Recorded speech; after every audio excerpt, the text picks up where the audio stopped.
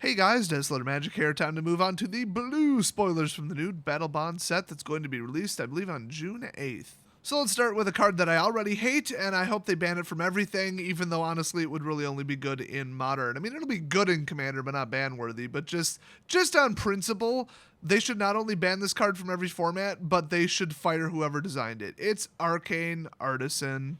It's a 0/3 for 3, and because it doesn't have haste, I'll say the turn after it comes out. You pay 3, tap it, and target player draws a card, yourself included as a potential target. Then, exiles a card from their hand. If a creature card is exiled that way, that player creates a token that's a copy of that card. So in other words, free casting on turn 4 of anything in your hand. Emrakul. Why not? Sure. So turn 5, you swing with, what, Annihilator 6 or whatever that is? And okay, if this leaves the battlefield, exile all tokens created with it at the beginning of the next end step, so not even right away. You get like one more turn to swing with it if they destroy this on your turn. This is messed up. You can't just free cast any creature with no restriction. It doesn't even say blue creature, doesn't say artifact creature, it's just anything in your hand basically dropping out of the battlefield for free. Now, its CMC is 0, which means that like certain blue stealer spells can like steal it for, I don't even know what, 2 mana I think it is. Entrancing Melody, ever heard of it? So yeah, I hate this. It's absolutely broken, and in Battlebond you're going to be able to target your ally with it, which is ridiculous. By the way, I'm sure in that artwork she's wearing like some kind of weird glasses or goggles or I don't know, some kind of eye cover, but if you pretend that's part of her hair or forehead, you can't say you don't see it too. It's the sloth face meme. And also, let me just comment on that dress. I just found Waldo. Anyway, let's move on from this travesty. Let's go to Benefic Giant. That guy's awesome. Looks so super metal. It's just a straight up 4/5 hexproof for 6. Nothing too special, not exactly Plated Crusher, but you know, it's still just good. I think 6 is a little high, but 7 is outrageous. 6, you'll get there eventually. It's just, is this worth it to just sit there and hit for 4 and they might still blow it up in combat? Maybe, maybe not. I mean, if you need a high end, yeah, throw it in. It's just nothing special. That's why it's a common. Next up, a Rhino that looks like he just dropped his keys down a sewer or something. I don't really know what that expression is. He just looks like super angry at himself or something. He's like face palming. Anyway, call to heal, return target creature to its owner's hand. Its controller draws a card. Okay, so you could save your ally's creature or your own, I guess. I mean, if you bounce a 15/15 Emrakul token and it vaporizes, yeah, give them a card. I mean, they need some reparations after that. But this is mostly for saving your stuff, but unless you save something really important, and we're talking like game-endingly important, why wouldn't this card in your hand just be another creature, roughly on par with it? Like, if you were to save a 3/3, this card could have just been like another 3/3, and then you just use the mana on that instead. Then you don't have to have the mana open at the exact time. I mean, I don't really like this card. It will help with ETB cloning. Next up, Chakram Receiver. He's the guy who catches the disc from that other person, which is bladed, and that seems really dangerous. Poor doggo, he's going to cut his tongue. Anyway, whenever you cast a spell during your turn, untap target creature. That's pretty darn nice. I mean, it's a 2/4 for 5. It's not that great, but it's kind of a neat effect, I guess. Next up, one of my personal favorite cards, Claustrophobia. Enchant creature, when it enters battlefield, tap it immediately, and then it doesn't untap during its controller's untap step. So, I mean, it's kind of like Encrust, but a little bit better, but a little bit worse, depending upon how you look at it. I just love this. Honestly, it might as well be removal. Next up, classic reprint Coral Helm Guide, 2/1 for 2, which is pretty good for blue, actually. Pay 5, target creature can't be blocked this turn. That late game can be just game winning. Just the game is over. I like it. I just like everything about this except for it's a merfolk and I hate them. Next up, Fog Bank, another classic reprint. Defender Flying 0/2. Prevent all damage that would be dealt to and dealt by Fogbank. So don't go equipping equipment to it and thinking you're gonna block and kill stuff. You're not. But this is going to be out forever, okay? There are very narrow ways to get rid of this. This thing can block anything, and it negates lifelink, it negates death touch. I mean, it just stops everything. If you don't have one of these in your commander deck, get one. Maybe after this is reprinted, it can't be that cheap. Anyway, next up, Frostlinks, another reprint, same artwork, awesome. I think this is a big core set card, if I recall. It's a 2/2 for 3, and when it enters the battlefield, tap target creature opponent controls. It doesn't untap during its next untap step. So just like a lot of those like Ice Spectre cards, well, this one's Frostlinks, so I mean, no big surprise there. This is just good. I mean, it's just a good combat trick. I mean, 2/2 for 3 isn't good, but you're going to get through with your other creature once, and maybe you wouldn't have. So I like it. Next up, Fumble. I like this card. You pay 2 as an instant and return target creature to its owner's hand. Gain control of all auras and equipment that were attached to it, then attach them to another creature for free. Wow. It's very situational, but honestly, an instant speed 2-cost bounce isn't that bad. It's basically a slightly more expensive unsummon, but oh my gosh, if you can get that second part to go off, oh my gosh, you start stealing equipment and auras, you are going to win. There's some fun stuff you can do by targeting your own teammate's creature, too. So, next up, Kitesail Courier. It has flying as long as it's attacking, and it's a 2/1. That's just a fantastic card. I mean, especially in blue, 2 damage in the air for 2 is not that common. Next up, Lore Weaver. Must be Lay Weaver's sister. Just kidding. They're obviously lesbian SJWs. Just look at their hair. I mean, come on. So yeah, partners with Lay Weaver. I don't remember what she does. Go watch the other video. But if you pay 7, so in other words, no, target player draws 2 cards. That is kind of nice because then you can really keep the lands coming, and you might be able to even activate that twice in one turn, potentially. But either way, I mean, 2/2 for 4 is crap, so you better be pretty close to 7 by the time you drop this in, and that's why I think overall not a very good card. Next up, Mystic Confluence. It's a 5-cost modal spell. Oh boy, choose 3, and you may choose the same mode more than once. That sounds familiar. This has to be a reprint. Counter target spell unless its controller pays 3, which is, it's pretty stiff. I mean, for 5, whatever, it's not that great, but I don't know, it's 1 worse than Syncopate, I guess. And then return target creature to its owner's hand. That's huge. And then draw a card. So you could draw 3 cards for 5, which is good. You could return 1 creature to its hand, draw 1 card, and counter a spell. I mean, whatever you want, mix them up. If you get to 5, you're going to have to leave 5 mana open an awful lot. But, I mean, then again, if you did, and then, oh, I have no target, cool. Cast it anyway during your opponent's end step and draw 3 cards. So this is a fantastic card.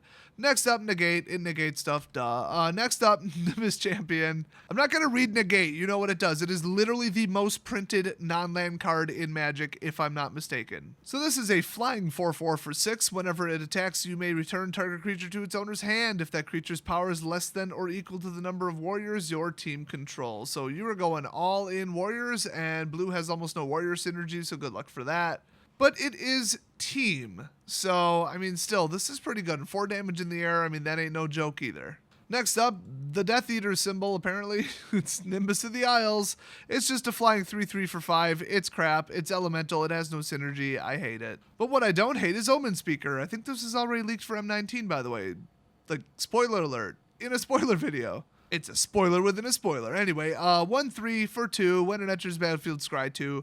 This is pretty good, especially in, you know, any kind of limited format, because you got to get the crap out of the way in lands if you don't need lands. Next up, reprinted Opportunity. Target player draws 4 cards for 6. I mean, it's not bad. If you have 6 mana, you probably could make use of 4 cards, I guess. I like the way that artwork's looking at me. Can we background check her? Next up, freaking amazing artwork, Oracle's Insight. I think this might be a reprint. That looks familiar. But anyway, enchant creature, and it has tap, scry 1, then draw a card. That'll get your combo going. That'll go fetch your planeswalker out of your deck. Well, not really fetch. You'll scry into it, maybe. It'll keep lands out of your way. It's fantastic. Unfortunately, you lose 4 mana because you had to use it on this. And then you also lose the ability to swing with that creature because every single turn you're going to scry 1, then draw a card, unless that is vigilance and you can do it later. So you're giving up a lot to make this work, but hopefully you get a lot out of it. It's risky. If they blow up the creature, you're in trouble. I don't love this, but it's still pretty darn good. I mean, outdrawing your opponent 2-1 with also like getting cards you don't need out of the way, it's hard to say that that wouldn't win a game. Next up, Out of Bounds. Oh, I love this. Assist. I don't love that. Counter target spell. I do love that. An assisted universal counter spell. I love it. If your teammate pays 3, you are paying 1 to counter anything. Wow. That is by far one of the best cards in the entire set. Next up, classic. I love this. M14, if I'm not mistaken. Could be Journey into Nyx. I don't remember. Phantom Warrior. Actually, I feel like it's Born of the Gods. Now I kind of want to look it up, but we got to keep this going. I have won entire games with this guy. You drop this on turn 3, people are going to be pissed. So 2/2 can't be blocked. Straight up. And get this. He's a warrior. He's also an illusion, but he's not a true illusion because he doesn't say when you target him, he instantly dies. If you can boost him, you will win. The end. Next up, Reckless Scholar. It's a 2/1 for 3, and if you tap him, target player draws a card, then discards a card. I hate that effect. It's stupid. I mean, if you have so many extraneous cards, you basically built your deck wrong. The only thing he does that's productive is to enable stupid degenerate combos, and I don't like that. So, yeah. Next up, I feel like I maybe covered this, but it's so good. Let's hit it again. Saltwater Stalwart. When it dies, when it dies, you're in trouble. But when it deals damage to an opponent, target player draws cards. You can give a card to yourself or give a card to your ally. Pretty damn useful. I love creatures, equipment, auras, everything that say, hey, you hit, you get a card. Next up, Spellseeker. Pretty creepy artwork. Kind of like that. It's kind of weird looking.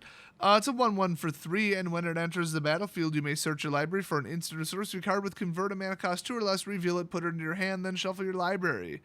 That does really limit what you can pull. You can't really go get an assist one. It has to be instant or sorcery. I mean, you could do a boost or ambush or bounce, I guess. I mean, there's some pretty good targets, but it's still a little bit narrow. Kind of weird that this is a rare when it's really not that great. Next up, Spell Snare. I don't care what anybody says. If you say this is a good card, you are wrong. You are absolutely dead wrong. But it's even worse in Limited, because what are the odds that anybody has anything that costs 2? They're more likely to have 3, 4, 5, and 6, and 7 cost than any other format. Except for Giant Leaders, because that's the rules. So you can't counter a 0, you can't counter a 1, you can't counter a 3, you can't counter a 4, you basically can't counter anything. Oh, but does it cost 1? So what? It's going to be in your hand all game, and you're going to end up countering something stupid. What the hell costs 2 that anybody gives a crap about? This card is garbage. Even in Modern, I think this is just absolute trash. I mean, you might be able to bring it in from your sideboard and say, oh, it's about 60% reliable, because there's a tiny handful of 2-cost cards that I would want to stop. Honestly, this card's not even worth leaving the 1 blue mana open. It's just so unreliable. There are so many better spells than this. I hate it. Next up, Spellweaver Duo. Ooh, I need this in foil. I collect purple foils. That's purple enough. It has assist up to 6. Wonderful. It's a 4/4 for 7. Not wonderful. And when it enters the battlefield, you may return target tapped creature to its owner's hand. Wow, that's specific and not worth that amount of mana at all in any way, shape, or form. Stop using your teammates' mana for stupid crap like this. This card is garbage. Next up, the polar opposite, Switcheroo. This is amazing. Yeah, it's a 5 cost. Yeah, it's a sorcery. That's because it's amazing. Exchange control of 2 target creatures. They get something, you get something. I don't need to explain why that could be devastating. Next up, classic card, totally lost. I forgot his name, but he's the homunculus who like guards Jace's sanctum or library. I don't remember. Well, it costs 5 and you put target non-land permanent on top of its owner's library. Honestly, it's a garbage card. Costs way the hell too much for what it does. It does kill their next draw step, but I mean, in 2-headed giant, you're only hitting one of them, and it's just not good enough. Next up, Water Courser. Like, what is this? This is like M14, M15, and the whole Theros block. Like, this is so weird. Anyway, Water Courser is a 2/3 for 3, which is already not bad, but if you pay 1, it gets +1 attack, -1 toughness until end of turn. So you can do that officially twice without killing it, which would bring it up to a 4/1. Not bad. And remember, there's always the threat that you'll do it. So you swing and they're like, I don't want to block because if I block, he's going to pump it. And then you don't pump it because it's like a double bluff. Like you would have pumped it if they would have blocked. You just didn't because they didn't block. So then you do 2 damage and use your 2 remaining mana for something else. I love cards like that. They're hilarious. Next up, another garbage cell phone picture of a date stamp something. I don't know. Oh, apparently that says June, which makes me wonder if that other one was such a crap picture that it actually didn't, instead of saying Feb, which it really looked like, it was June. It really didn't look like June. But anyway, this is, what the hell does that say? Zindersblut. I thought they didn't like borrowing stuff from D&D, because that is definitely a Zoriat name. Anyway, it partners with Akun or Okaun or whatever the hell that is. I think I nicknamed him Sean. Oh, what did I nickname him? I think it was Zach. So Zach and Sean. Anyway, he is a 1/4 for 5. Oh yeah, that other did something with coin flipping, I think. So it says, at the beginning of combat on your turn, flip a coin until you lose a flip. Whenever a player wins a coin flip, draw a card. Oh, I get it. So this is probably the most powerful pair. I'd put this ahead of even the Planeswalkers. This is crazy. So not only does the other guy win the game in one swing the next turn after he comes out, maybe, but every time you flip a coin, you get a card, just in case they somehow, block him as a 32/32. You would draw like, 4 or 5 cards, and yeah, I mean, this is just absolutely absurd. Next up, Zach's Judgment. For each player, choose friend or foe. Gee, I wonder... Okay, fine, I won't say it this time. Each friend creates a token that's a copy of a creature they control. Ooh, that's spicy. Each foe returns a creature they control to its owner's hand. Ooh, that's punishing. I mean, you include yourself in this, so you're going to hit all 4 people. I mean, this is a pretty damn good card for 5, even if it is a sorcery. I can see why this is a rare. And what a wonderful way to end it. That is the last one. Now, there's only black, colorless, and color mixed, and there is some crazy crap coming in those colors. So watch for that shortly, and I'll see you guys next video.